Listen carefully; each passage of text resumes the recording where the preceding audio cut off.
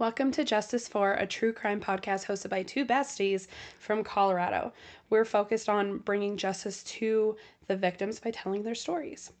New episodes release every single Tuesday, so make sure to hit that subscribe button and the follow button anywhere that you can find us, and you'll get updates on all of our new episodes. Just a warning, this podcast does contain adult language and adult themes, such as assault and abuse of varying forms, so please listen and watch with discretion.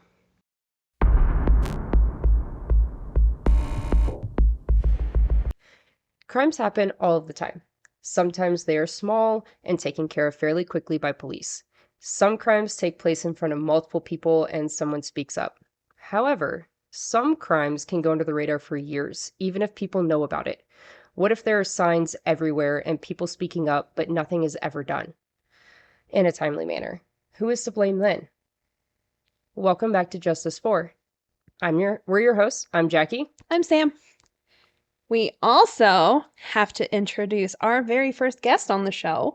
She also happens to be our producer. I know we've mentioned her quite a few times, so you finally get a face. With her name. So now you get to introduce yourself, babe. Woo! Hi, I'm Kirsten, the producer. I'm here to be told a story I know absolutely nothing about today. So normally I'm either behind or next to the camera operating things, and you see Sam's reaction to my face. Yeah. Now this time you just get to see my reaction and her reaction, but regardless. I know about it, so it's not a lot of my reaction. No, to my face. Fair. Yeah, okay. Yeah. Also, heads up, I do still need to actually run the podcast. So I'll be like kind of looking off to the side and making sure everything's still working good. But yeah, it's me, not you. We can currently see ourselves right over here, and this isn't normal. It's weird. So I don't ever look at the camera, but I have too many places to look now. We're going to do our best, man. Ignore that. That's for me. All right. So today's story is probably one of the most barbaric ones that we're ever going to discuss on this channel. All right. This one has stuck with both of us, and we knew that we needed to do an episode on this before we even started this podcast. Oh, it was a top 3 that was getting done. Absolutely. Absolutely. However, we knew we had to wait. We needed to wait. We needed to, it's so much. We needed to process and truly make sure that we could be able to give it to y'all in the way that it needs to be told. Yeah. And because we're fucked up individuals, we were like, you know what? This is a good one to have our first guest on. Yeah. Yes. Like literally the second we started filming Gannon and planning the rest of them, we're like, oh, you're going to sit in on Harmony. Yes. Yep. They've been planning in secret behind my back. I'm a little nervous, honestly. You should be. You should be. You should be. Okay. All right. If you know this case, we are truly sorry to be bringing it back into your noggins. If you don't know this case, we're really sorry for ruining your morning. Prepare yourself. So, this is the case of Harmony Montgomery. Harmony Montgomery was born on June 7th of 2014. People often described Harmony as bright, energetic, and a loving 5-year-old. She was 5 when this took place. By the way, just letting you know, I'm sorry. Many have said that she brought joy to those around her. She had a contagious smile and a vibrant personality. Harmony enjoyed typical activities for a young girl her age, including playing with toys, especially those that involved creativity and imagination. Minnie Mouse was also one of her favorites. So we have a new mascot with our sweet Sonic here. She loved drawing and coloring, engaging in outdoor activities, and spending time with her family. Her interests reflected her energetic and playful nature. There are a lot of people in this story, so we're going to explain them now. It can get super confusing, especially all the women. Yeah, there's a lot of women in this, but luckily their names are somewhat very different. We do our best to try to separate them out for you as well, okay?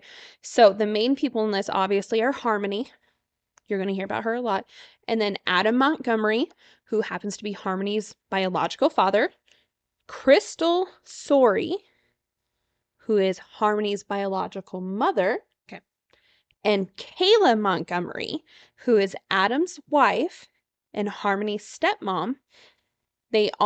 She has 3 children, okay? With Adam. With Adam. 2 of them are boys and 1 of them is a girl. Okay? Okay. If you have questions, let us know. It's a lot. We're not giving names on the other 3 children because one, They are it's minors. not relevant and they are minors. Yeah. Are the other 3 children older or younger than Harmony? Younger. Okay. That's what I guessed. Just wanted Yes. to make sure. So, you ready? About as ready as I'm gonna be. All right. When Harmony Montgomery was born, doctors believed she would never be able to see and would be severely disabled. Harmony ended up only being blind in her right eye. By the time she was a toddler, it was clear she had some visual impairments, but she was very independent and smart.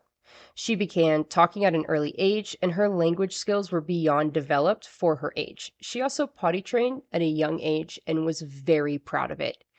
Around like the 2.5 year mark, she was extremely proud of being potty trained. And that is so important, you guys, I promise you. Sounds adorable. Harmony received early childhood intervention services until she was 3 years old. And for those of you who don't know what those are, it is basically kids who could be developmentally behind. They're not grasping correctly. Their feet started taking steps. For example, my daughter had a hip click when she was born that wasn't caught. So we ended up having to do physical therapy to get her walking and her muscles move the right way.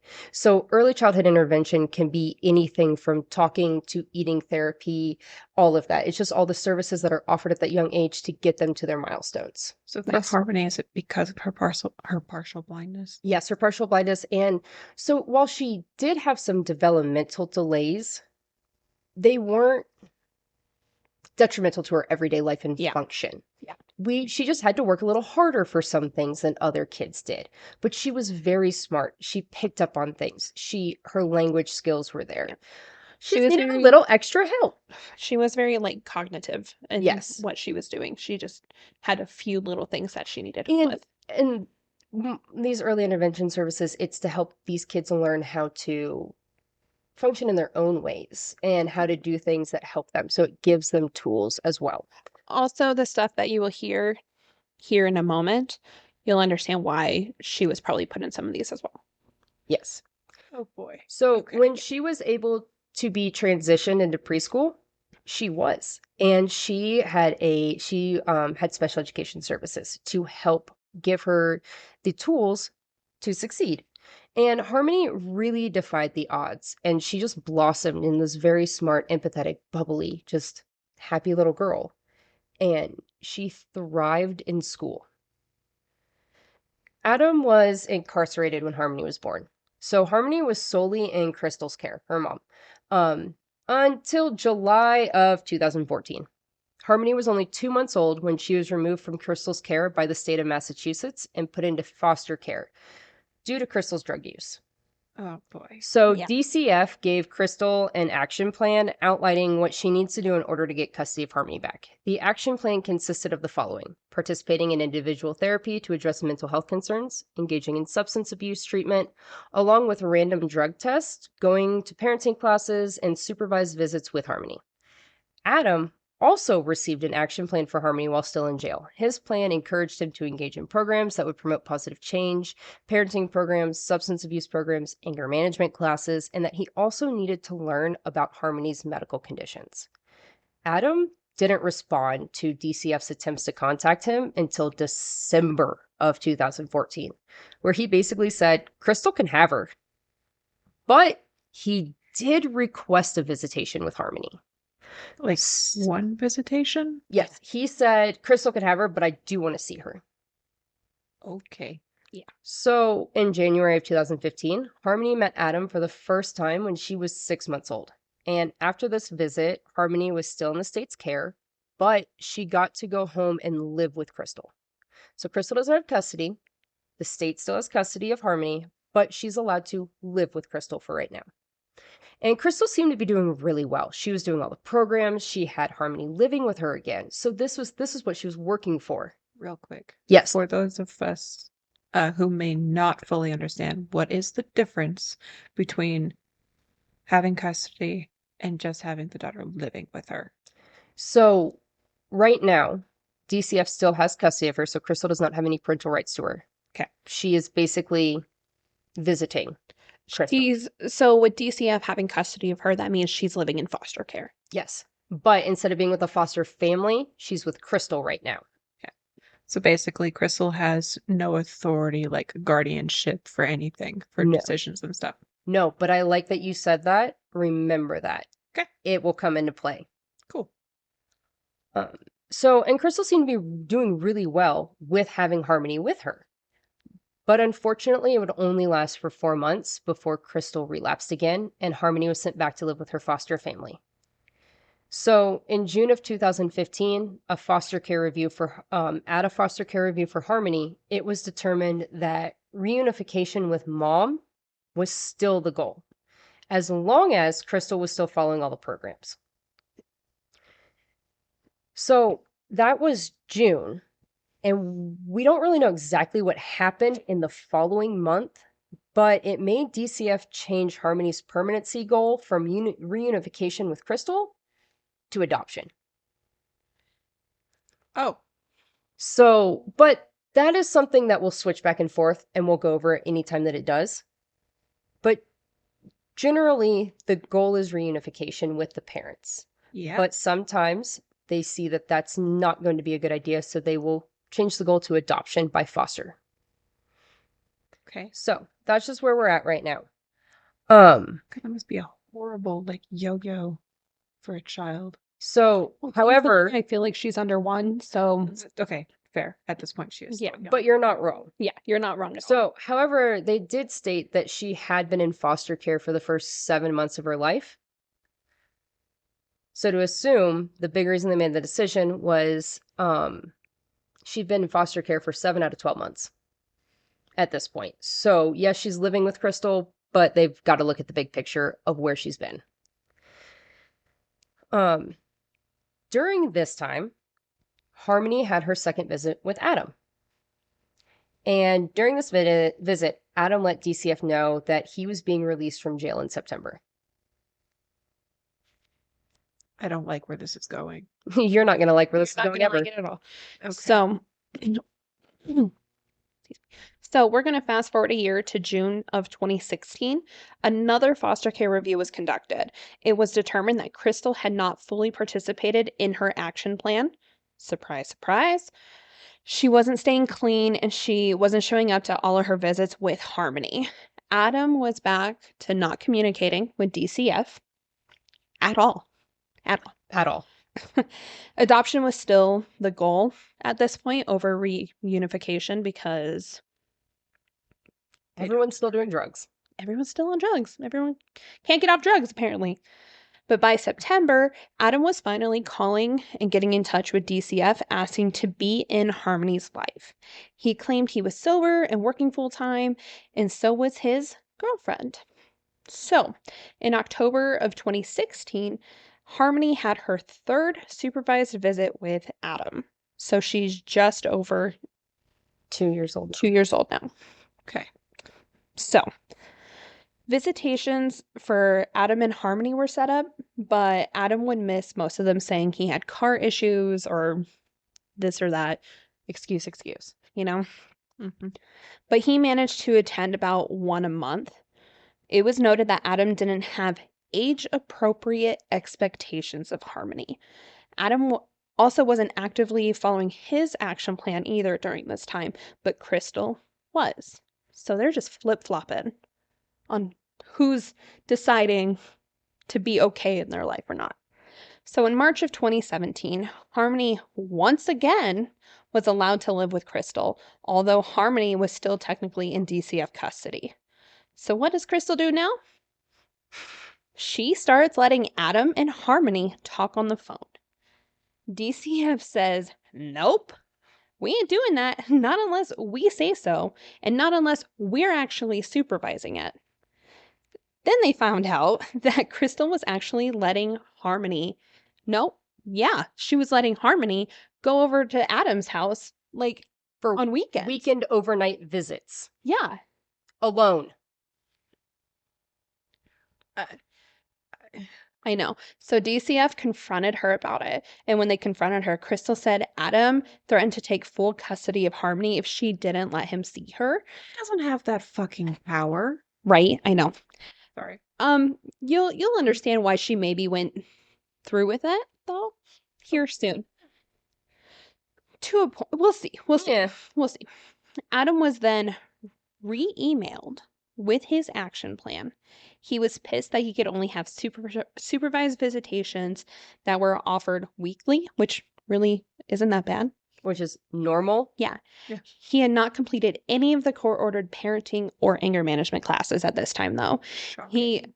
He claims that he already did them, and DCF said if that's true, they were never any court-approved ones.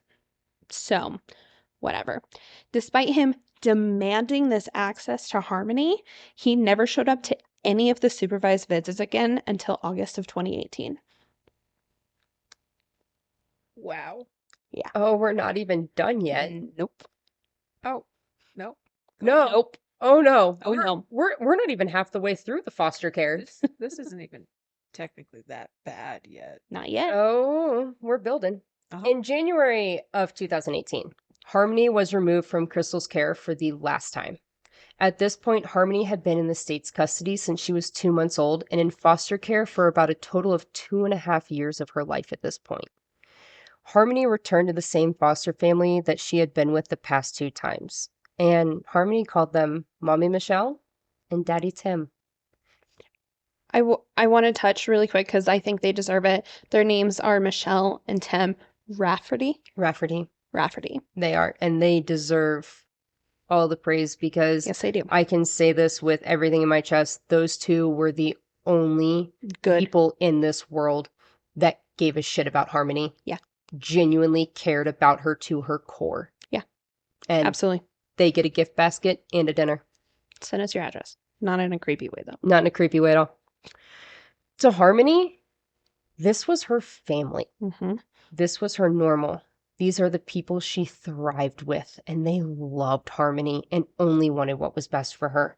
But now the family was raising concerns for little Harmony. They stated that all of this moving around from house to house and parent to parent wasn't good for her. And she needed consistency, she needed a routine, and that's what she had when she was with them. She had consistency, and she did so good. But without familiarity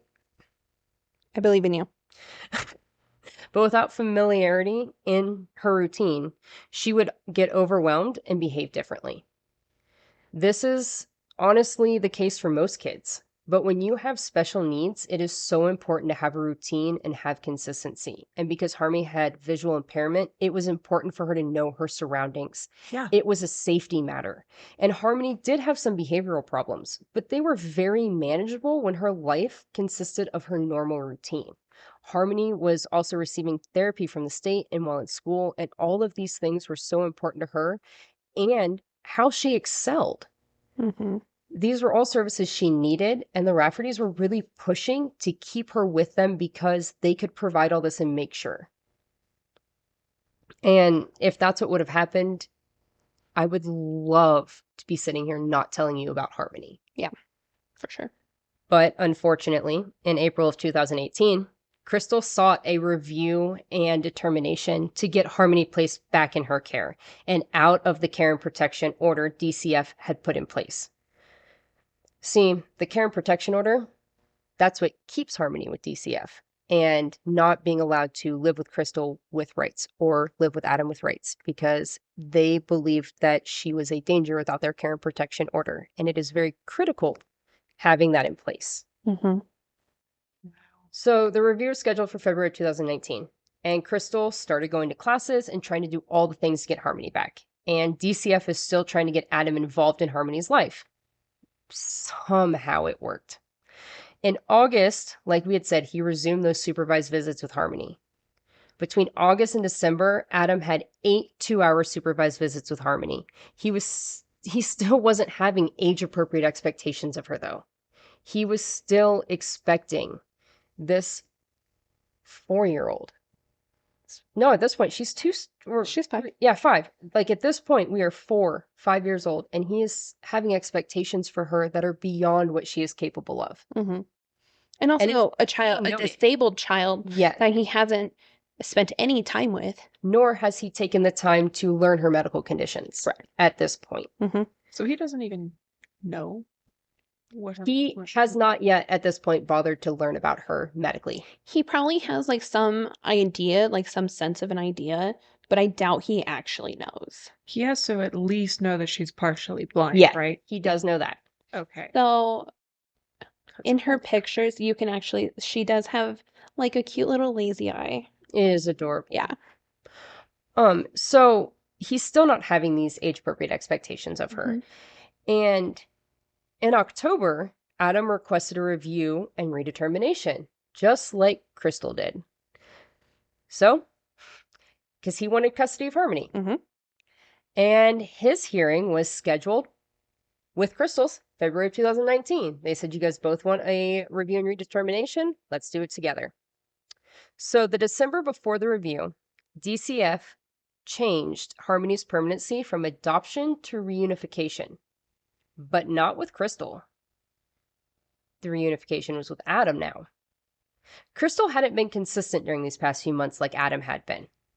It was held against her. The Mhm. judge issued an expedited and mandatory order for a home study of Adam's house in New Hampshire, because that's where Harmony would be living.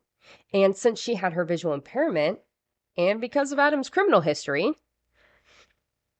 they wanted to do this in-home study to make sure it was safe and that she could go there. Well, since Adam lived in New Hampshire and not Massachusetts, it was up to the New Hampshire DCYF, which is their division of Children, Youth, and Family, to do the home study, not Massachusetts DCF, like we have been referring to, who has had custody of Harmony since she was 2 months old. So, Massachusetts, DCF. New Hampshire, where Adam lives, DCYF. Just so y'all know, we are going to switch out of DCF in a minute and into DCYF, and then you won't have to worry about it, but just so that we have those separated. I also want to note, reunification with a biological parent is always the goal in the system. But, it only stays the goal as long as it is in the best interest of the child. And unfortunately for Harmony, neither parent was the best choice. Her foster parents, Michelle and Tim, would have been the best place for her.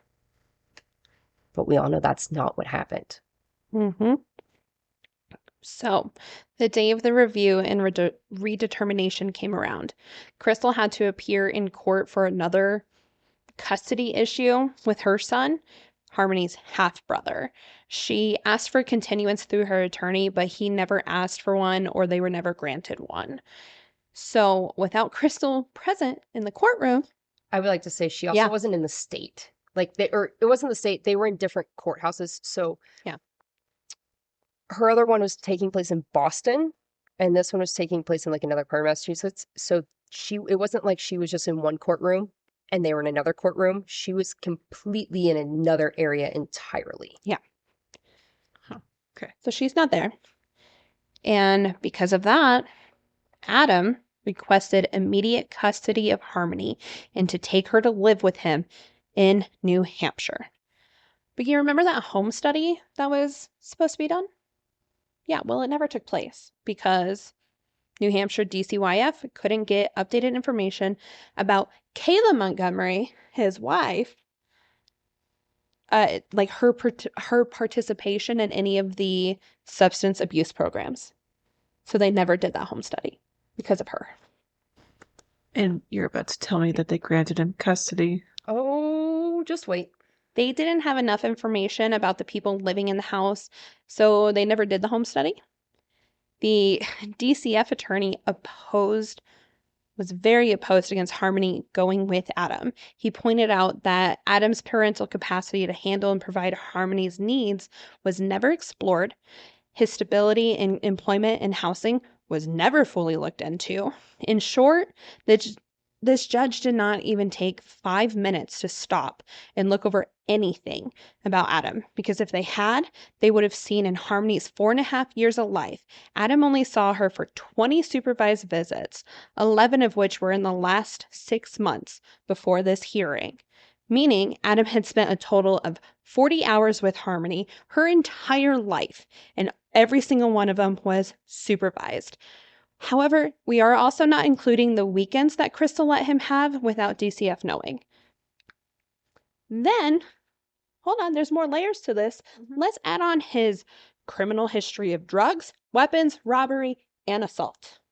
Which, by the way, he was in jail for assault charges when Harmony was born. Yep.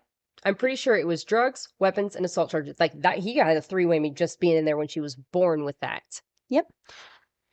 But for some reason, and I cannot figure this out, however hard I look into this, Adam was granted custody of Harmony. The judge decided the home study was not needed and removed Harmony's care and protection order. The judge found no reason to deem Adam as an unfit parent.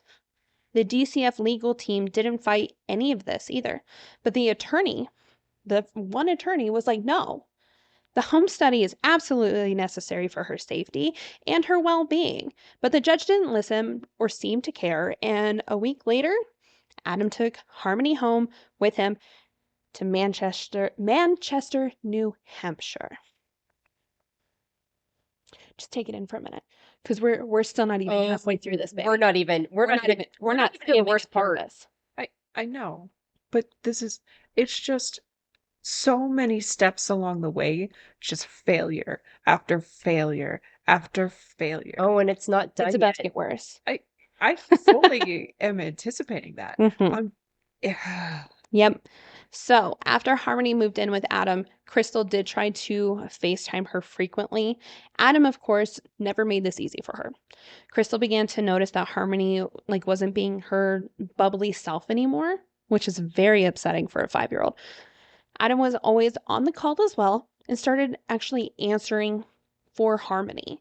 He also started telling Crystal what she could and couldn't ask Harmony, like her own daughter. Ew. Yep. She also said that Harmony seemed scared of Adam and she was becoming a shell of what she knew of her. In April 2019, after Harmony FaceTimed with Crystal, Adam and Kayla blocked Crystal from contacting them, and not just text or calls, but on social media as well.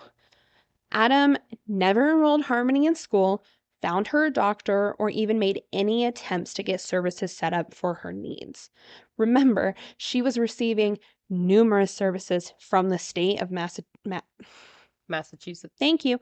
That helped. I'm so sorry. Those services helped her regulate her emotions, disabilities, and help her with her visual impairments. It just seemed like Adam took custody of Harmony just because he could. And in Crystal's words, quote, Harmony was a meal ticket for him. He wants more money from the state for him, end quote. Adam never attended a single doctor's appointment or made any effort to understand Harmony's conditions and what it meant to take care of her. I hate him. Yeah. Yep. So in July, so that was February of 2019 up until April. Mm-hmm. And beyond with Crystal's account and what she last seeing of her. So in July of 2019, Adam, Harmony, Kayla, and the boys were all living with Adam's uncle, Kevin, in New Hampshire. Kevin Montgomery returned home after a 3-week trip to Florida and saw Harmony with a massive black eye.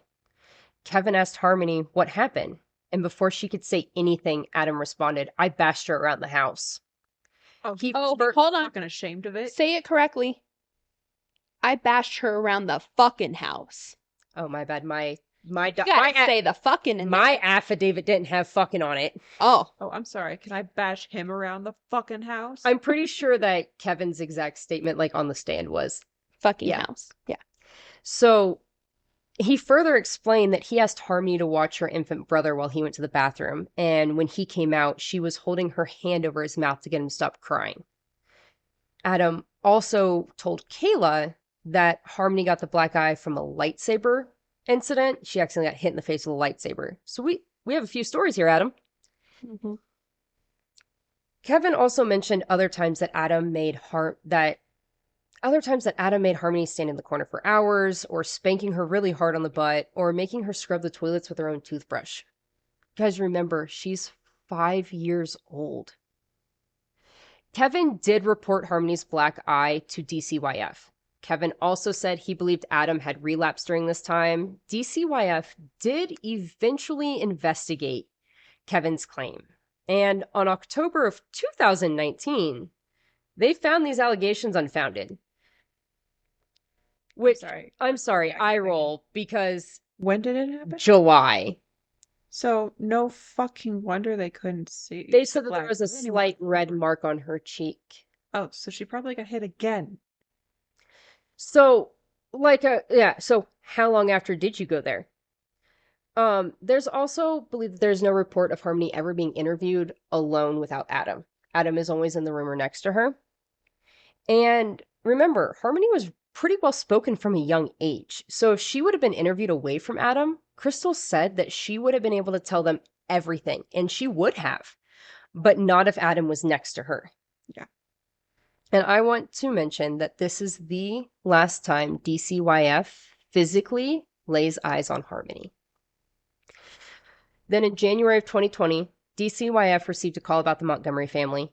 The call had nothing to do with Harmony, but when DCYF showed up to talk to Kayla and Adam, they quickly noticed Harmony wasn't with them. And when asked where Harmony was, Adam told them that Harmony had been living with her mom, Crystal, in Massachusetts since Thanksgiving of 2019. So, DCYF attempted to contact Crystal to confirm what Adam had told them, but she never returned their phone calls. And I'm sorry, but I don't feel like they really tried hard enough to corroborate his story at all. Like, why didn't they go back and ask him for proof? Why didn't they ask him to contact Crystal so that they can show Harmony to them? But no, they left a few voicemails and just went on with their day. So I feel like also really quick that there probably could have been some legal stuff that they could have done, considering he was granted custody and was just like, here you go. Yeah, Technically. because she's not in the care and protection order. Like, there is so much that should have been done. Like, you legally have custody. You can't just hand her back to her mom. Absolutely. So we're going to fast forward a little bit more to January and March 2021. DCYF receives more phone calls about the Montgomery family. Harmony is still not seen with Adam. Hold on. So he A again... year later, after the first... No, 2 years later. Also. Yeah. What are these phone calls about? So just reports on the family of neglect, abuse, whatever. They're just calls about the family. The little boys. There's 2 little boys still. We go into a little bit more detail on their living situation and whatnot, and it'll probably click. Okay. Yeah. Okay. So they're just reports coming into DCYF about this family. Mm-hmm. So that first report was January 2020, where they don't see Adam or Harmony with Adam. Okay. And so it's January 2020 where they said that he said the previous Thanksgiving, so 2019, she went. Okay. So now we are in January and March of 2021. So 1 year after DCYF has not seen Harmony. Okay. So he again tells them Harmony is with Crystal in Massachusetts, and he hasn't seen her in a year. So sometime after this last visit with DCYF, Kayla and Adam separate. And we've heard rumors that it's because Adam cheated. Shocker. But sometime after they separate, Adam gets arrested. And by October of 2021, Adam's living in a sober house. And by the end of November, he has left Massachusetts, New Hampshire completely with his new girlfriend, Kelsey Smalls, to go live in Maine. I promise you it's important. Just save that, tuck it away for later. Okay. Yeah. You're going to need that. He's in Maine. Got it. Yes. With Kelsey Smalls. Yes. Kelsey Smalls. Okay. So, fast forward a little bit more. November 18th of 2021. Crystal calls Manchester police to report Harmony missing. She told police she hadn't seen Harmony in 6 months. and that Adam Montgomery had physical custody of Harmony. Police contacted DCYF to get all addresses associated with Adam and Harmony. Unfortunately, officers couldn't find them at any of the addresses that were given to them. Wonder why. Yep. December 27th, 2021, DCYF tells the Manchester police that they can't locate Harmony. So now, a full-blown investigation into Harmony's whereabouts finally begins. Over the next few days, police figure out that Harmony hasn't been physically seen since October/November of 2019. 2 years. Yep. I know you're doing the math, but I'm going to make it just a little bit worse, okay? Crystal then admits that the last time she actually laid eyes on Harmony was Easter of 2019 over a FaceTime call. Okay, I was wondering where that math was. Yeah. Mathing. So Got it. let's do a little bit math together if you guys aren't mathing it already, okay? That means it has been over 2 years since Crystal had seen Her daughter. or spoken to Harmony. 2 years. But why would she lie about that? Like, why lie in the first timeline? Yeah. Yeah. What It was was already bad enough that she hadn't seen her in 6 months, and Why was she making reported like everything. Mhm. yeah, like why why was that 6 months gonna make a difference? Like, what exactly was Crystal doing after that last FaceTime call with Harmony? What changed after 2 years that finally made her report Harmony missing? Crystal says that she drove by schools and addresses associated with Adam and Harmony, but she never found them. So, December 28th, 2021, so the next day after she was reported, detectives spoke with Kayla Montgomery, so stepmom. Uh-huh. She said the last time she saw Harmony was November or December of 2019. She said one morning before work, Adam told her that he was taking Harmony back to live with Crystal, and that was the last time she saw Harmony. Oh God. Mm-hmm. A few days later on, so December 31st, a patrol officer managed to find Adam and his new girlfriend, Kelsey Smalls, sleeping in their car. Manchester detectives interviewed Kelsey. She said she and Adam had been together for a little over a year now. She knows about all of his children. She knows there's 4 of them, that he has 0 contact with them, and she has no idea where Harmony is, and that, Adam just doesn't talk about her ever. I mean, I would believe that, honestly. Oh, you're gonna believe it even more after what I'm about to tell you. Uh-huh. Well, not right now. Not yet. We're getting later on. You believe Okay. it. So Adam, on the other hand, made some statements that made detectives question the well-being of Harmony. First Oh, off, he Now told- they're quite sorry.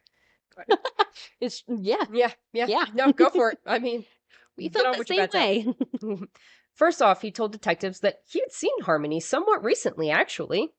Then went on to say Harmony was with her mom. In fact, Crystal had picked Harmony up from him on Thanksgiving in 2019. So now, you guys, Adam drove her to Crystal. Now Then Crystal's he picking met her up. Crystal. Now Crystal Crystal came picked to her up. him and picked her up. But it was somewhat recent. But he saw her somewhat recent. Yeah. But, anyway. So he explained that he doesn't have a phone number, but he sporadically has access to his email. I dated one of those too. As officers made it clear to Adam that they were Red flag. concerned with the fact that Harmony hadn't been physically seen in over 2 years and were worried that she wasn't alive, Adam showed no emotion and said, "She's with her mom. I don't know why Crystal would say anything else." When pressed further about Harmony's whereabouts, Adam's responses just became, "I'm not talking to you. I have nothing to say. If I'm not under arrest, I'm leaving." Like, Yeah. What's your thoughts on that? That obviously he's done something Oh, I like it. because I mean, So, ugh, you're thinking like detectives are thinking, because based on the information you just got and the detectives got and gathered before speaking with Adam, and then all the contradictory information Adam gave them, an arrest warrant was issued for Adam for the second-degree murder of Harmony Montgomery. Holy And shit. he was arrested on January 4th, 2022, and charged with second-degree assault, interference with custody, and endangering the welfare of a child. Mhm. On May 20th, 2022, Kayla Montgomery testifies before a grand jury as part of the investigation into Harmony's disappearance. She said 2 days after Thanksgiving, so November 30th, 2019, Adam dropped her off at Dunkin' Donuts, where she worked from 6 a.m. to 2 p.m. that day. Harmony was in the car that morning, but when Adam picked her up from work, Harmony wasn't with him. Adam said he took Harmony back to her mom in Massachusetts. When investigators looked into her testimony, they discovered Kayla wasn't working at Dunkin' Donuts on November 30th. She had actually been fired for stealing on November 23rd. So on June 3rd, 2022, Kayla Montgomery was arrested for perjury. This dumb bitch lied under oath in a grand jury testimony as they stared her in the eyes and said, "Ma'am, are you sure you were working there that day? We have your employment history." And she said, "Yeah, I was." She dumb. Yeah.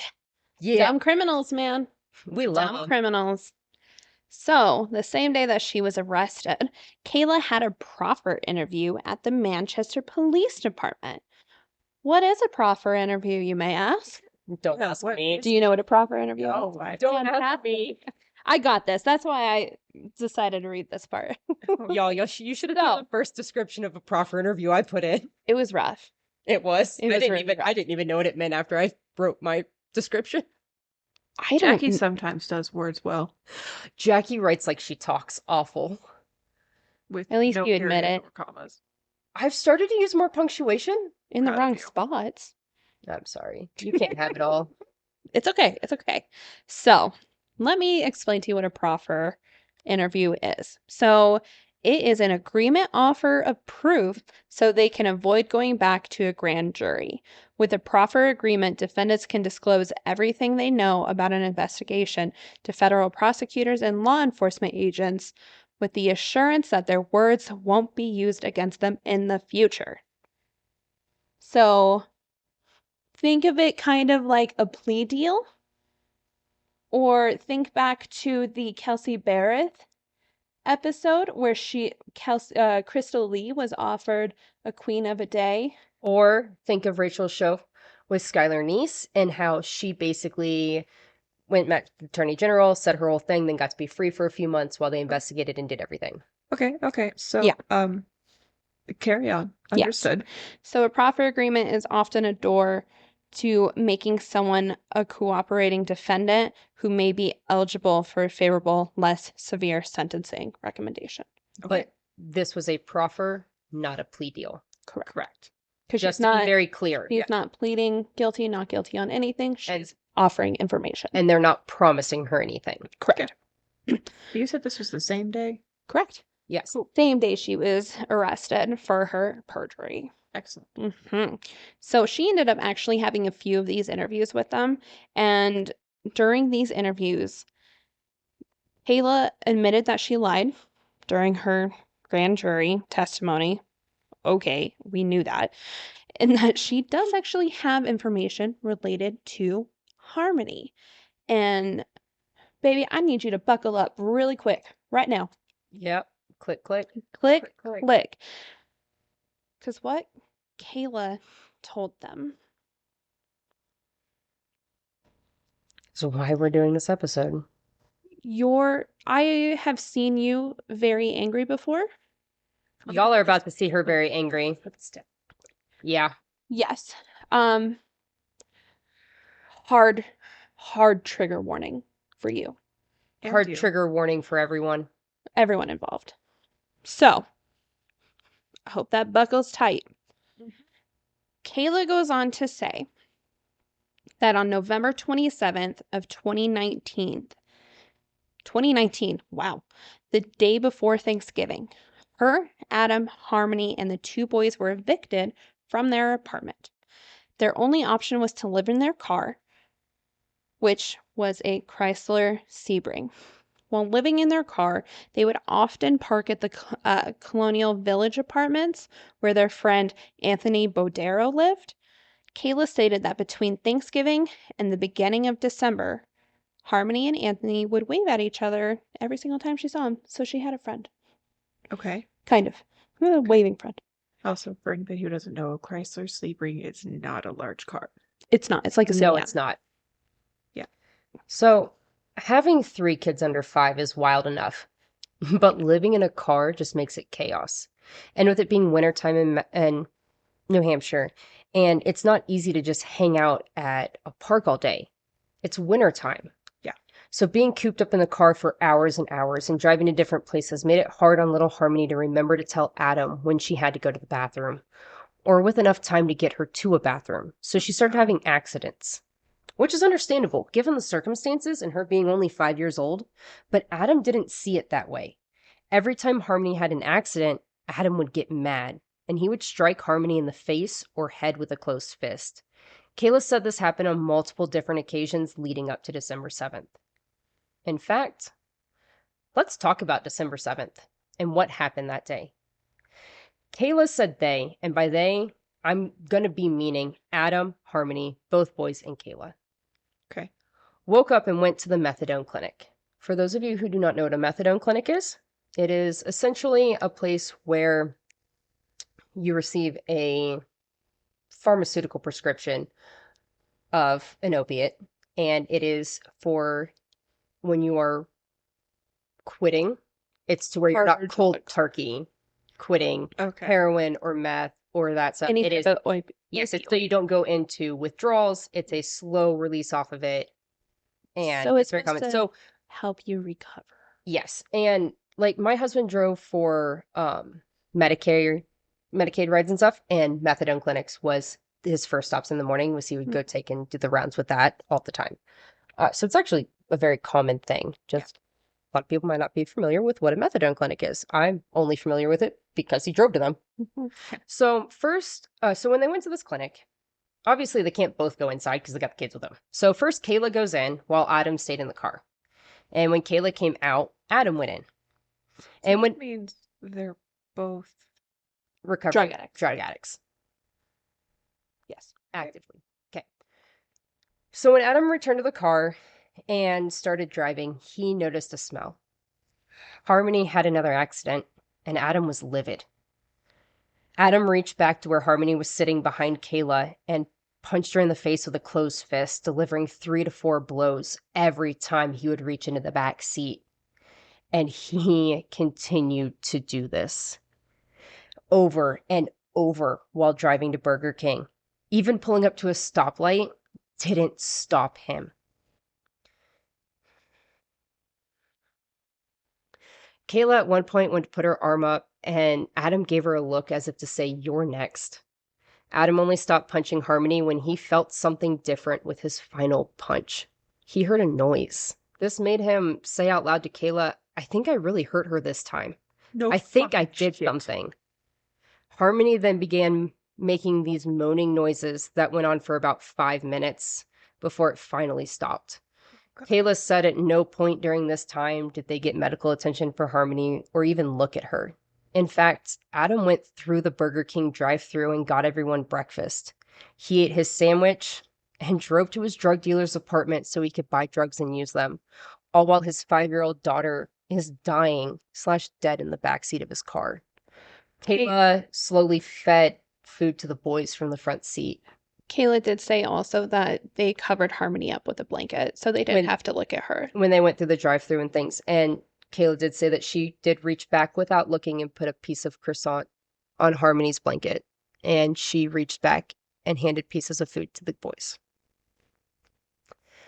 After they left Burger King, they went to the Colonial Village apartments for 20 minutes.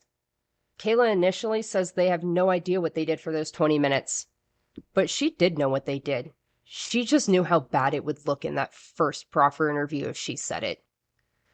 They bought drugs and proceeded to use them in the car where their 3 children under 5 years old sat and watched. As they were leaving the apartments, Kayla says the car broke down in the intersection of Elm and Webster at about 9 a.m. It was only like a street over. Yeah, like from where literally they like were. the intersection leaving the apartments. You could still see the apartments from this intersection. I'm sorry. No. Hold on. No, hold on. Their 3 children under 5 years old did not watch them. 2 Yes. of them did. Yeah. You know of. So We'll get there. So there is actually record of this car being broken down at this intersection. The police do show up at 12:11 p.m. that day. So that is factual. It really did happen. When the car broke down, that's when Kayla says they discovered Harmony was dead. She said Adam got a black and red Under Armour duffel bag out of the trunk, and he proceeded to put Harmony's body into that bag and then walk it from the Sebring to the Colonial apartment. And then they came back, and the tow truck came, and they grabbed their stuff and walked it back over to the apartments. do you need a second? Nope. Okay. Carry on. After the Sebring was towed, Anthony let Kayla and Adam and the kids stay in his Audi in the apartment parking lot. The Colonial Village. Correct. During this time, Adam kept Harmony's body in the trunk or in the snow outside of the car. He was doing everything he could to slow down the decomp of her body. They only stayed in the Audi for a few days before moving in with Kayla's mom. When they got there, Adam placed Harmony's body, still in the duffel bag, the Under Armour duffel bag, into a red cooler with a white top. It was about this big. I have a picture of it. Oh my God. This cooler sat in the common hallway of the apartment building. And that's where Harmony's body stayed until the end of December of 2019. December 30th, 2019, Kayla, Adam, and the boys left her mom's and moved to the Families in Transitions shelter. We're going to call it the Fit Shelter from here on out. Kayla said Adam took the duffel bag containing Harmony's body and placed it in the ceiling vent of their room. During this time, Harmony's body was starting to smell and started leaking fluids. So Adam had to put the duffel bag into a plastic bag. But that didn't help the smell. Eventually, people started complaining, and Adam would just keep adding trash bag and put the bag back into the ceiling. So he just kept adding bags on top of it. I'm honestly surprised he's kept it for so long. Oh, just wait. So finally, people were really complaining. So a maintenance worker came into their unit to check out what was going on. Adam placed the duffel bag wrapped in all of these plastic bags and trash bags into their closet. The maintenance worker checked out the vents and said, "Oh, it must be a dead animal or something," because he didn't see anything. He did express later that he actually saw a stain on the inside of one of the ceiling tiles, but didn't think anything of it. 2 days later, Adam decided to transfer Harmony's body to a smaller bag that he used a CMC hospital maternity cloth tote bag. Think of like a canvas bag that your mom used to carry like with library books in it or things like With that. like the zipper on top. Yeah. Okay. Yeah. He went into the bathroom, squeezed poor Harmony's 5-year-old body into this bag, and then used zip ties to keep it shut. Also, guys, there's a reason we're not wearing makeup this episode. Yeah. Just during the time Adam and Kayla lived at the Fit Shelter, Adam was working as a dishwasher at the Portland Pie Company. Adam told Kayla to bring Harmony's body to him at work. This was after he transferred her to that CMC bag. So Kayla did what Adam asked and loaded her 2 boys in their side-by-side stroller and placed Harmony's dead body in the CMC bag between her 2 children and proceeded to walk to the Portland Pie Company, where Adam then placed that CMC bag containing Harmony's body into the walk-in cooler. He continued to bring her to work every day and place the bag in the walk-in until his last day on February 22nd. And I believe it was the walk-in cooler and freezer. Yeah, they're like doubled. Mm-hmm. Like you have to walk in the walk-in to go into the freezer. But also, no one at his work questioned it. They didn't question it. They all remember seeing the bag. They all remember him bringing the bag every day, but no one questioned this bag. What, did they just assume he was bringing a giant bag for lunch and then never touch it?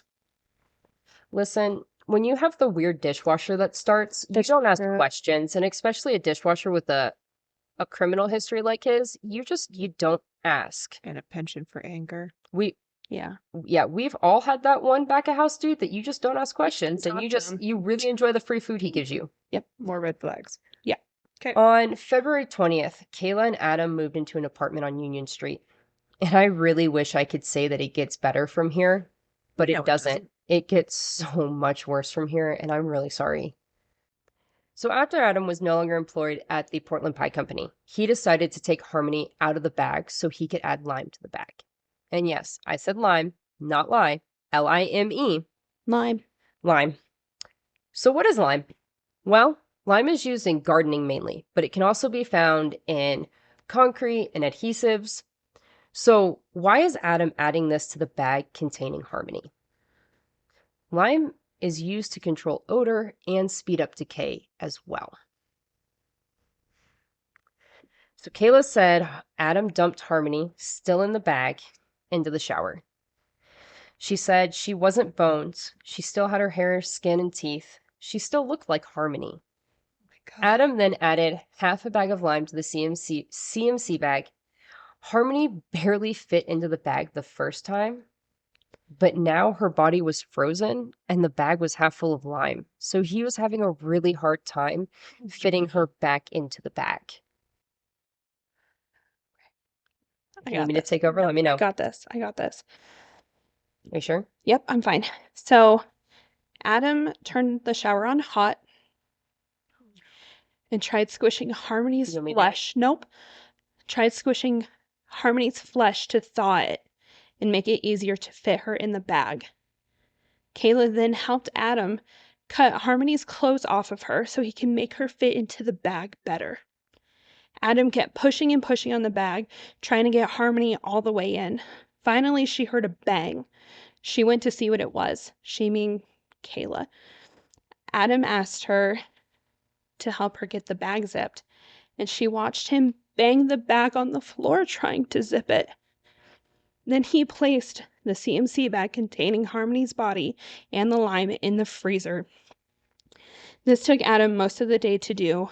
Kayla said she stayed in the living room with the boys to make sure that they wouldn't see what Adam was doing. She said Adam would take an occasional break, and during one of the breaks, he started talking about needing to cut her up and also something about the drain starting to clog. In the beginning of March, Adam and Kayla were staying in the Econo Lodge. Econo? Econo? Econo Like Lodge? economy. Econo? Econo. A damn hotel. They didn't get kicked out of their apartment, though. They were just staying there. Adam brings Harmony's body, still in the CMC bag, and places it into the mini fridge in the room. During this time, Adam convinced his friend Travis and his girlfriend Brittany to rent him a U-Haul van. Kayla says one night at about 1 a.m., Adam took the CMC bag and said he would be back. He wouldn't tell her where he was going in case she were to ever be questioned. Adam returned to the hotel at about 5 or 6 a.m., very tired, and simply said, "It's done." And Kayla never saw that CMC bag ever again. Real quick, let's go back and what day did that happen? It happened in the beginning of March. Beginning Which part of it? When he left and didn't bring her back. The very beginning of March. I don't have an exact date. So we don't. Yeah, it's in March. Okay. So I know what y'all are thinking. How the fuck did Kayla not tell someone, do something, take her kids and leave? Well, if domestic violence statistics have taught us anything, it's the fact that it takes roughly 7 times for someone to finally leave their abuser for good. And Adam wasn't just abusing Harmony. He was also getting physically abusive to Kayla. He needed to keep her quiet about Harmony's death. Adam was also beginning to get paranoid, thinking Kayla was working with the police. He started to pull out thermostats, thinking it was bugged. And he was the light switches and anything else. He thought they were bugged and listening constantly. Kayla was struggling with staying quiet and staying with him. but was also starting to tell people about the abuse. She was sending pictures to her family and friends of bruises. And I know domestic violence relationships are complicated, but Kayla seemed to sit on the fence of getting away and still being totally infatuated with Adam. Kayla and Adam went on to have another child after Harmony was killed. Kayla wrote a letter in jail about her wants for everything. She stated that she wanted to be with her kids. She wanted to get out and be able to have her kids' custody of them. She wanted immunity from everything. But she also had parts in there about wanting to be with Adam one last time and that she's still in love with Adam. And when I say she wants to be with Adam one more time, I mean, yeah. So it's just complicated, but it gives me such an ick from her. Like Yeah. you watch this man murder his own daughter and you proceed to go on and have a daughter with him and still want him. Not to mention, as he was hitting Harmony, he looked at Kayla with a look of, "You're next." Yes. And yeah. So, Maybe he has a magic dick. right? Maybe it wasn't Project Crazy. I'd love to snap it off. He should be chemically castrated. Oh, I love that Can't that's a be thing. physically castrated. Hmm? What? Okay. Sure. Anyways, I'll So- cut it out. Moving on.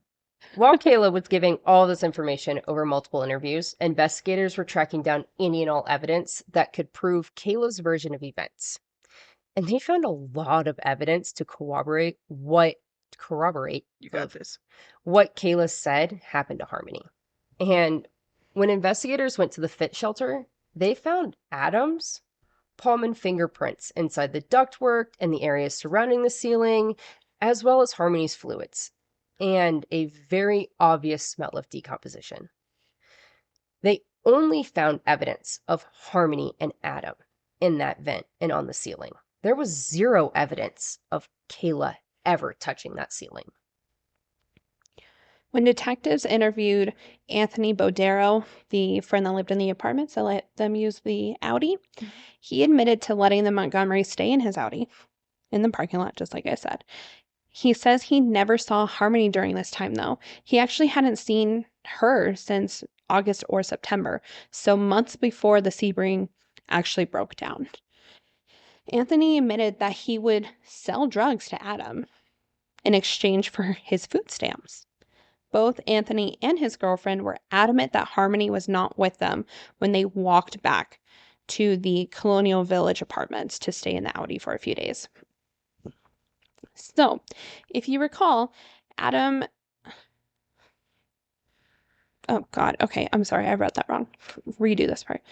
So, if you recall Adam using the shower in the apartment to condense Harmony's body, you know, that part that I broke down.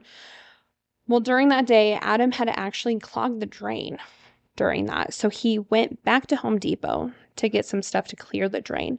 And he also bought some power tools as well, the kind that would help you, dismember a body if needed. There was a receipt for this Home Depot trip that matched a power tool that they actually found in the apartment under the sink in its original box. It's believed Adam may have used this in the disposal of Harmony. Well, it turns out Adam didn't actually do a very good job cleaning up that shower drain because a maintenance order for the shower was made and it was confirmed to be a clogged shower drain. Crazy. Around this time, there were also maintenance requests for the thermostat and other electrical plugs and switches, which all lined up with Kayla's account of Adam becoming super paranoid. So what we were always hoping a far-fetched story from Kayla is not really turning out to be one. Yeah. So investigators tracked down Travis Beach and his girlfriend Brittany to confirm Kayla's version of events with the U-Haul. And Travis said he and Adam were close friends, and Adam kept telling him, I fucked up, and told him that they were staying at the Econo Lodge because of some DCYF stuff. Adam asked him to rent the U-Haul, but since Travis didn't have a license, his girlfriend Brittany had to rent it. He admitted that only the boys were with Adam and Kayla. He did admit to seeing the CMC bag. He just didn't know what it was.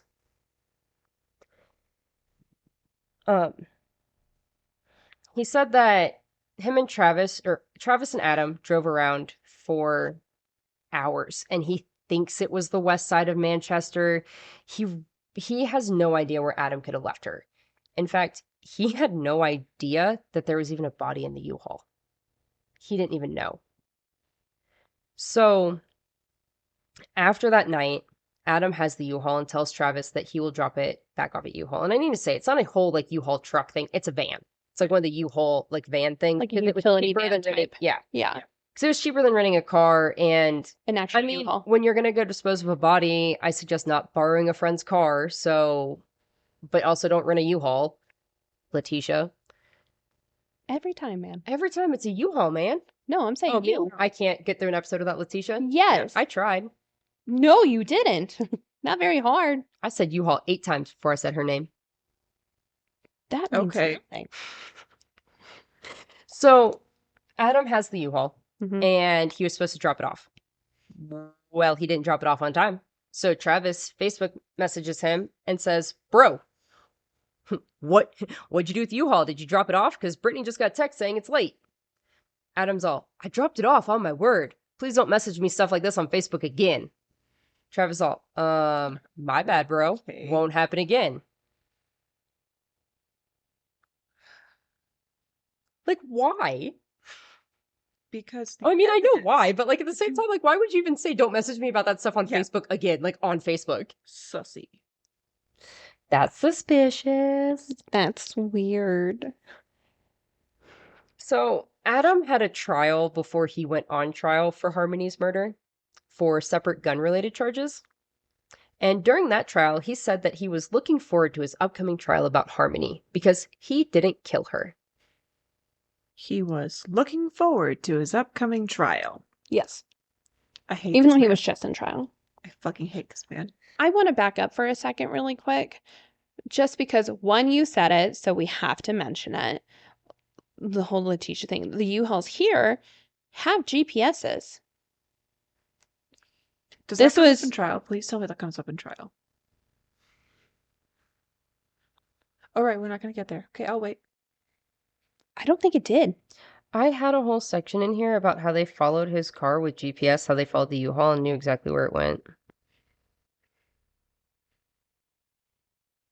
I did not touch it. Oh, no. They do find they do look at the U-Haul and GPS, but there's Nothing. We'll There's get there. nothing. We'll get there. Okay. Okay. So, which brings us to The try. the trial. And so, prosecution and defense had 2 very separate stances, and normally that's how it goes. But we didn't just we had 2 very, very completely different stories of what happened. Not even like remotely close stories. We had 2 completely separate. So, the prosecution stance was Adam murdered Harmony and carried her body around. And Kayla wasn't innocent, but she did serve her time and she did her and she got her consequences for it, and she was actively serving all that time while helping with the investigation of Harmony. And so the prosecution made it very clear that Kayla did not do this crime. Adam did this crime. And basically how we have laid it out for you guys in this episode is what the prosecution laid out based off of Kayla's proffer interviews. And I like- evidence. yeah, And all the way evidence more that came with it. version of events. So basically we have laid out the prosecution stance and how they did everything. The defense's stance for Adam was Kayla killed Harmony the night before while Adam was off selling drugs for Anthony. And that Adam discovered Harmony late night, early hours, like late night of the 6th, early hours of the 7th. And everything that he did after that was to protect his family, and it was out of love. She was, according to the defense, Harmony was already in the duffel bag when the car broke down, and that's how Harmony was moved undetected. Because according to the defense, there's no way that Kayla can be out in a busy intersection directing traffic around the cars, while Adam is in the back of this car shoving a 5-year-old into a duffel bag with no one seeing. I feel like they overestimate people's attention to detail when they're in traffic. Yes. And also, the defense's other point of this was when Kayla tells this story about what happened in the back seat, there's no chaos. There's no crazy. There's no pandemonium. There's no screaming. There's nothing. She doesn't describe the boys screaming. She doesn't describe anything. Oh, I'm sorry. Children who are raised in abusive families do not react to abuse. They stay silent. They stay quiet because they know they are next. If they try to help, if they try to stop it. So no, these kids were not screaming. There was not chaos because this wasn't a normal family. This was not a normal They were living so situation. young. They were also an infant and 1.5. So They had no idea what was going on no. anyway. And this was far from the first time that he put his hands on her. Yes, they so were used this to this. is their normal. Yeah. There was no craziness, but that was the defense's big thing, was that for all of this craziness and chaos to be happening, everybody was so calm, and that Kayla's version of events just did not make sense because it was too calm for this scenario at play. Can I punch them? Ugh. No, I won't do. Adam's trial lasted 2 weeks, and it had a lot of testimonies from a lot of multiple people. And these people were eyewitnesses to all the abuse that he was putting Harmony through. One of which, of course, was Kayla, stepmom. Mhm. She walked out into the courtroom to testify against him and was just like a completely different person from when she was originally arrested. Just night and day difference. Drug addicted Kayla and sober So- Kayla, two completely different looking and sounding people. Absolutely. We love sobriety. We love when people get sober. If you are currently sober, keep that shit up. We applaud you. So, she did very long testimony, like a couple of days worth of testimony. We are going to clip in a piece of it currently. It was talking about the murder of Harmony. Very emotional during it. Be ready. We hope you enjoy this, though. Harmony had passed away. When Adam was trying to wake her up and she didn't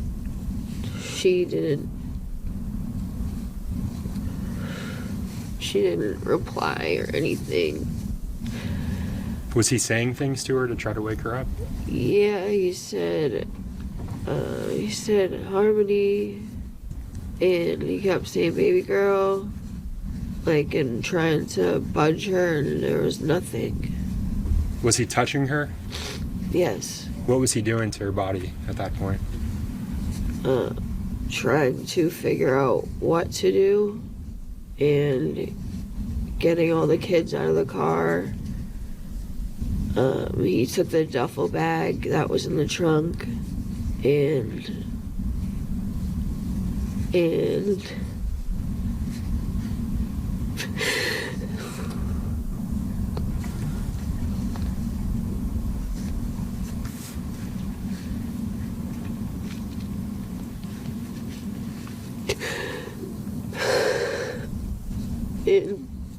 put her in the duffel bag.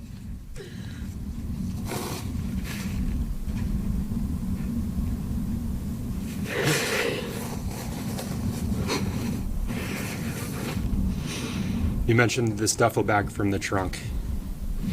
Yeah. Had you seen that duffel bag before, Kayla? What was it used Yes. for? When we got kicked out of the house, we put clothes in there for everybody. And it was in the trunk of the car. Did you see him put Harmony in that duffel bag? Yes. How did he put her in there, Kayla?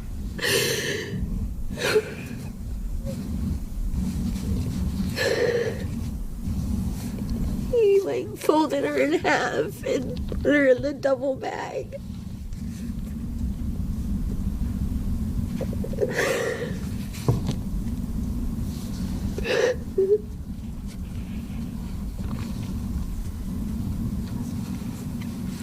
Did he call 911 at any point?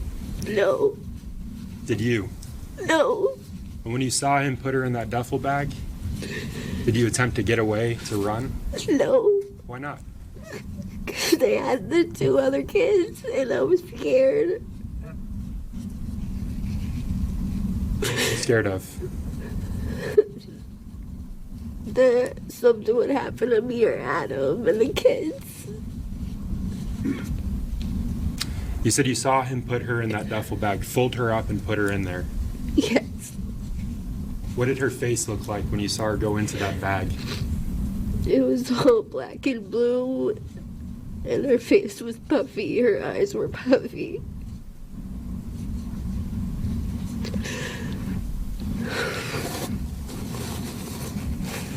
Did he say anything to you after he put her in that duffel bag? I don't remember.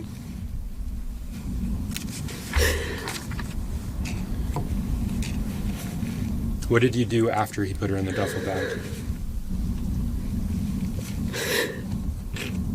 We took the kids and we walked back to Colonial Village.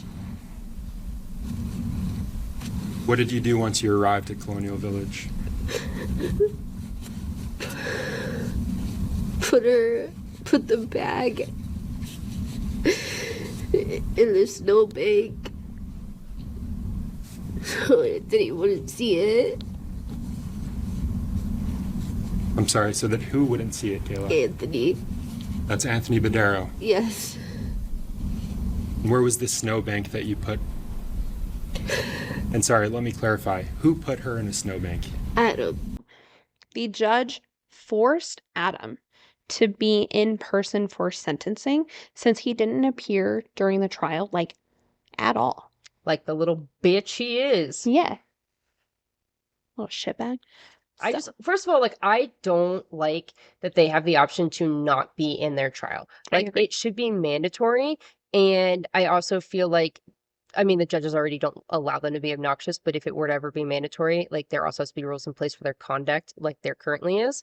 But I think that they should be forced to be in there. Absolutely. Absolutely, they should be. So Adam was charged. This is what his charges were: 2nd-degree murder, 2nd-degree assault, witness tampering, abuse of a corpse, and falsifying evidence. He was found guilty for the murder of Harmony, falsifying evidence, tampering with a witness, and an assault charge, which actually was the black eye charge from back in Okay. July. Okay.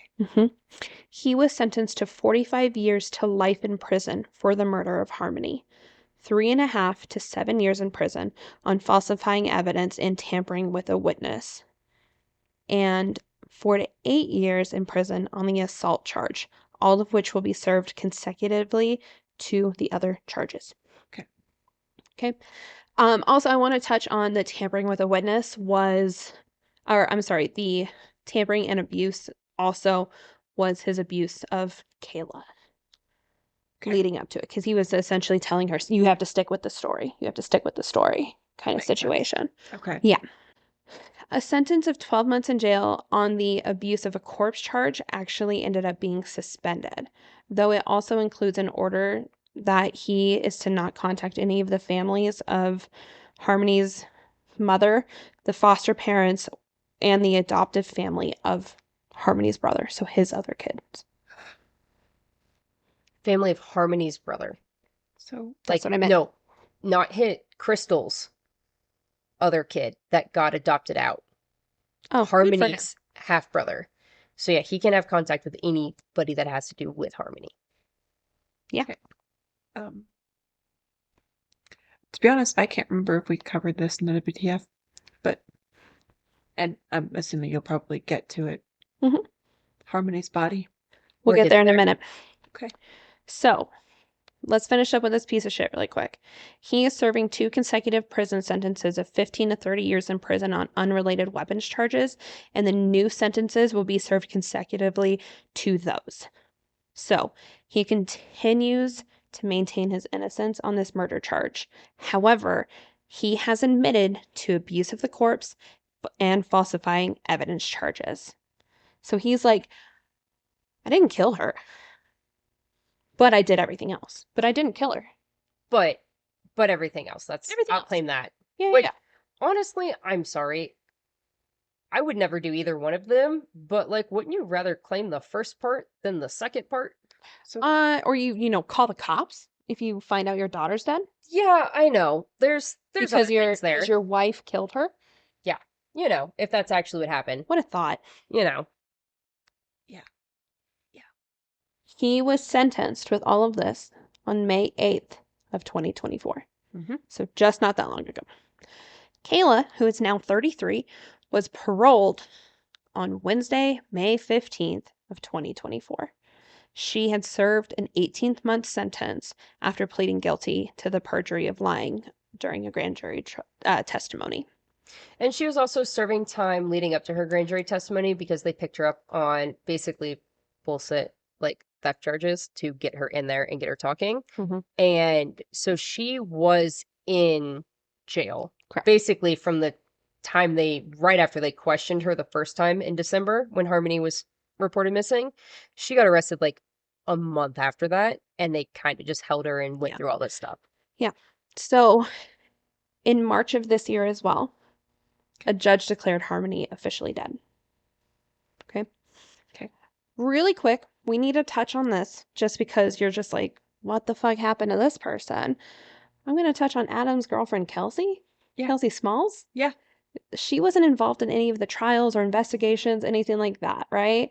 And it's because, unfortunately, on March 13th of 2022, Kelsey was actually found dead in a hotel room. drugs.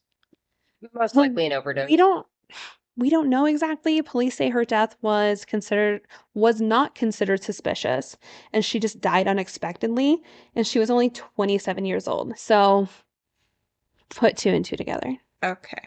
And I couldn't find an autopsy or anything. So Probably an overdose. that's what I'm assuming. Okay. So let's talk about a little bit of justice. Really quick before you do. Mhm. So, Kayla was never charged with anything related other than the perjury. Correct. Correct. She was only charged with the perjury. Because all the evidence did point to Adam. Everything that she said was Mhm. corroborated. Okay. Should she have been charged with accessory? Probably. Earlier you said they didn't offer or promise her anything, so I was wondering if maybe they were gonna do an accessory charge. Sometimes what happens is the police decide to be really nice and they decide to not do extra things when they have enough on the person they want. And side-eye me right now all you want.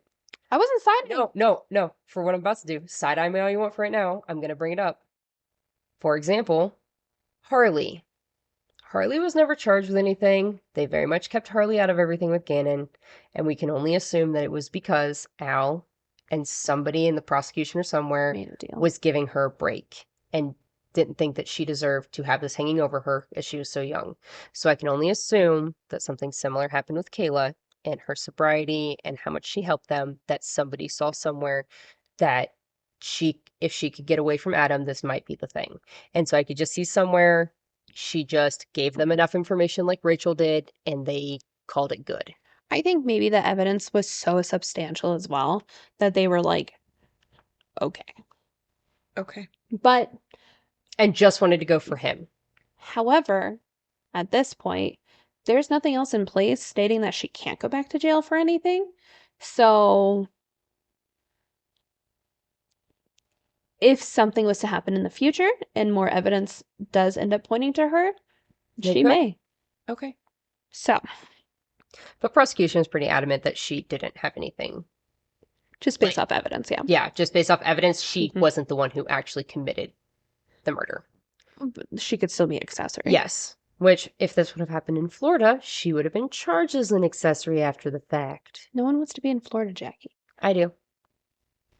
You shouldn't admit that. I can't wait to move to Florida. Ew. So, let's talk about the small bit of justice. I'm sorry, go on. Let's talk about the small bit of justice that we get here and there in this case. So, as we discussed, DCF and DCYF fucked up royally. Repeatedly. Yes. So, there was an investigation and to DCF after this. And at the end of their investigation, there were things that were changed. And most of the time when we talk at the end of these cases, these are family members and families and full-blown organizations behind these victims, and they are pushing for change and they want this, and there's new laws that are made and all of this. Harmony doesn't have that. And so I didn't think that we were going to get any of that in this episode. I really didn't. But thankfully, somebody in the system saw how fucked up this was, saw how many times they dropped the ball and said, no, we're fixing it. So while this isn't complete total justice for Harmony, I do have 8 points I would like to go over that changed because of how Harmony's case was handled. 1. These are the recommendations based off the investigative report to change so this cannot happen to anybody else again. First one, establish a work group to hold policy discussion. Current policy prioritizes parental rights over the child's needs and best interest. The child protective system disproportionately impacts children of color, immigrant, and poor children. This work group is tasked with examining their policies to focus on equity. Number 2, when a parent is involved in more than one DCF case in different jurisdictions, there should be a review to determine if the cases should be combined.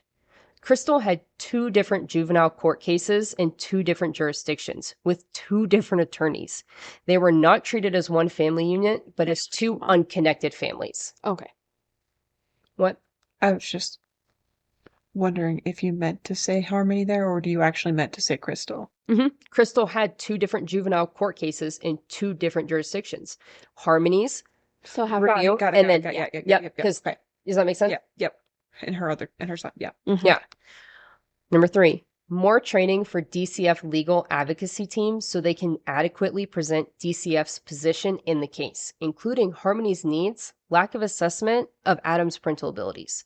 So essentially, when that DCF lawyer said, "Ayo, no," and the legal team was like, "We don't give a fuck," the legal team has to care now. They have to listen to that attorney. They have to advocate for Harmony, for any kid. Number 4, review the standards of advocacy provided to the children in care and protection cases, i.e. attorneys for the children to advocate to the court what would be in the best interest of the child. Not the parent, the child, which was never done one time for Harmony. Number 5, determine barriers to permanency for children who have been in the custody of DCF for more than 2.5 years. In Harmony's case, that would have meant looking at Crystal and Adam and saying, this is not the ship for her. Michelle and Tim are. Number 6, juvenile court should review and determine the length of time from permanent custody to final adoption, guardianship, or return to a parent for a child.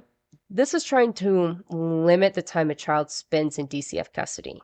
In Harmony's case, when Harmony was first placed into DCF custody, Adam made it clear in the beginning that he did not want to care for Harmony, and DCF could have advocated for his rights to be terminated. It was only at the last hearing that he stated he wanted her in his care. DCF could have separated Adam and Crystal's cases and placed Crystal on a track for unification and terminated Adam's rights. It is hard to provide permanency to children with parents struggling with addiction because parents will have periods of sobriety but could also relapse, like Crystal did. And it delays the reunification. So the child should be reunified as soon as safely possible. This recommendation states that if the child cannot be reunified safely within 2 years, DCF should work expeditiously towards another permanency plan with another family member or foster parent, which was what Tim and Michelle were trying to get them to do. Number 7, more supports for children and families when a child is transitioning from DCF custody to another custodian. i.e. guardians receive all the information about the child's time in custody, medical, behavioral health, educational records, as well as allowing the child to continue any contact with supports they had while they were in DCF custody.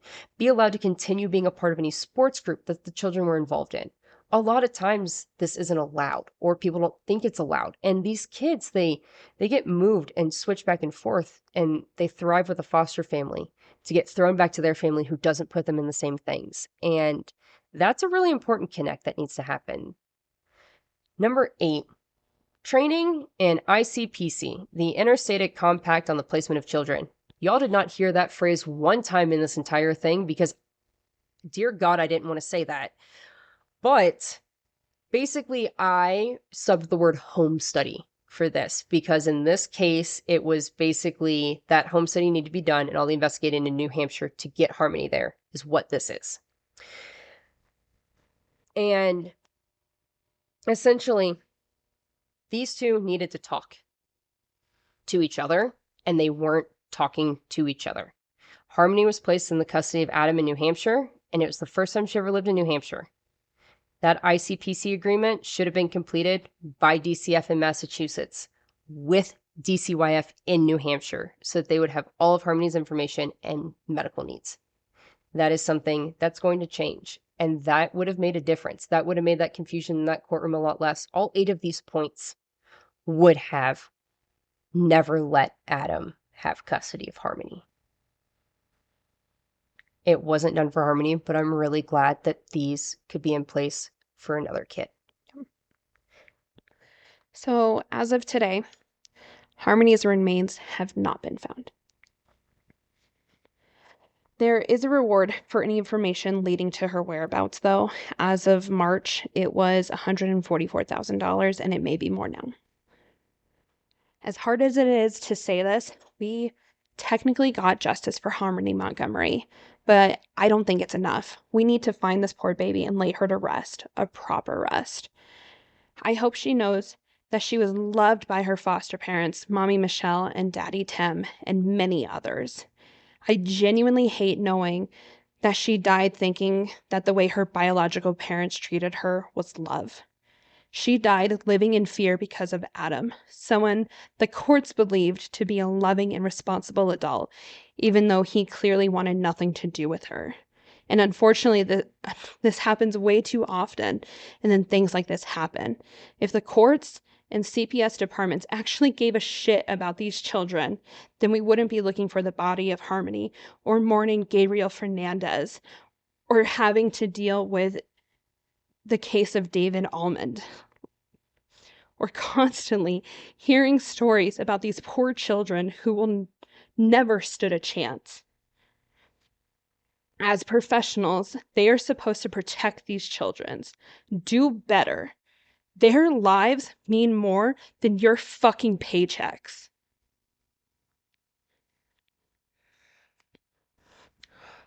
We understand that the Child Protective Family Services is a very large and complicated, underfunded, overworked department in every county, state, city out there.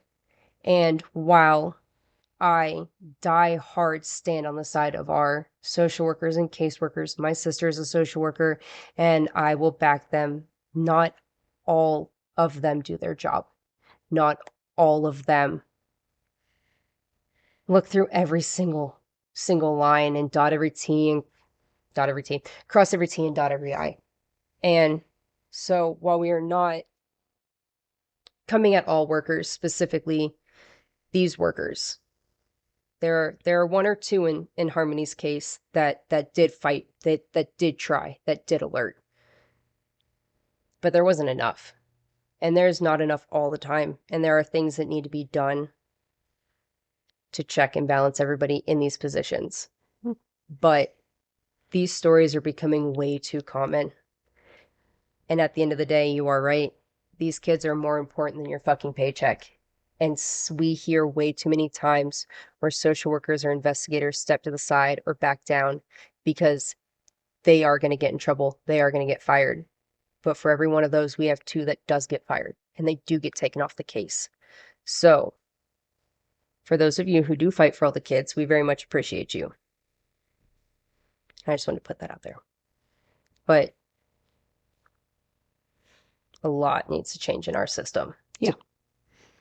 quit letting these kids slip through the cracks the way they do. Yeah. There's no way Harmony should have been missing for 2 years Correct. before she was reported. There was 3 DCYF checks that Harmony was not present for. They didn't alert. Do you know who alerted? The food stamp guy who wanted proof of Harmony. Mm-hmm. Just, sorry guys, my iPad locked and now I can't read it. Okay. But there is help out there. Yes, there is. If you're experiencing or you know someone dealing with domestic violence or child abuse, we have a lot of resources on our website. It's justiceforpodcast.com, Mm-hmm. and they are under the resources tab. So if you're having trouble finding help for your situation, please reach out. We may be able to assist in finding you the information that could help you, or at least point you in the right direction to get that information or that help that you need. And also, if you guys have any resources that you think are important to us or our listeners, please, please, please reach out with them and we will add them and discuss them with you. We've already had somebody reach out to add resources to us, Yes. and we have Love added them to the website, and so please go explore those. Mhm. This one really isn't one of our like really big happy endings we got justice for. We're pissed. We are still very mad How are about you Harmony. feeling? Yeah. How are you feeling after your first? I'm just sitting over here fuming for multiple reasons. At the system, at Adam, at God, everything. Yeah. There's a reason this one just doesn't leave our mind. Yeah. The second I've heard Harmony's story, I've never forgotten it. I used to work at a bar, and I'm really sorry to the poor bar goers that had to sit and listen to me talk about this. Oh, I'm I'm pretty really sure everyone in the salon's really tired of hearing about this. Yeah. They were absolute strangers. And I'm just like, have you guys heard about this? And I had told them everything. It was a bad time. Sounds like me unloading Israel keys on some poor client Yeah. the other day. Oh. I did that to you once upon a Yikes. time. Here's no, one of my I clients didn't- once upon a time, and I didn't. Oh yeah, Oh, you no, already I heard already about knew Israel about keys. Israel We had a whole keys. conversation about it. Yeah. I can't wait. Oh God. I know. But I'm sorry this wasn't a super happy ending. Thank you guys for joining us today. We know it was heavy. Heavy. I mean, go have you a drink. I know for some of you, it's like 8:30 in the morning right now, like 9 a.m. Go have you a drink anyway, boo-boo. Some clue in your coffee. We won't tell anyone. Little Baileys. Mhm. I want to say a big thank you to our producer, Miss Kirsten, for joining us. Thank you. Thank you for having us. Thank you for having us. Thank you for whatever. Thanks for sharing. Thanks. Story Did you with say me. thanks for having us? I did say that. Did you thank her for having us on our podcast? Yeah. Well, Thanks for letting us come. this enjoyed is my house. This is so, your house. Yeah. You know, you're welcome to come by every time we record. Super happy to have you here. All right. Sorry. Yes. Biggest takeaway from this personally, if you see something, say something, bro. See something, say something. Yep. See something, do something. That's all we have for you guys. That is all Have we a great day. We love you. love you. Bye. Bye. You didn't want to do it with us? Excuse me. Do it I again. was- No, we're gonna say okay bye again, and she's gonna join us. Ready? Yes. What? Yes. All right. Hold on. Okay. Hold on.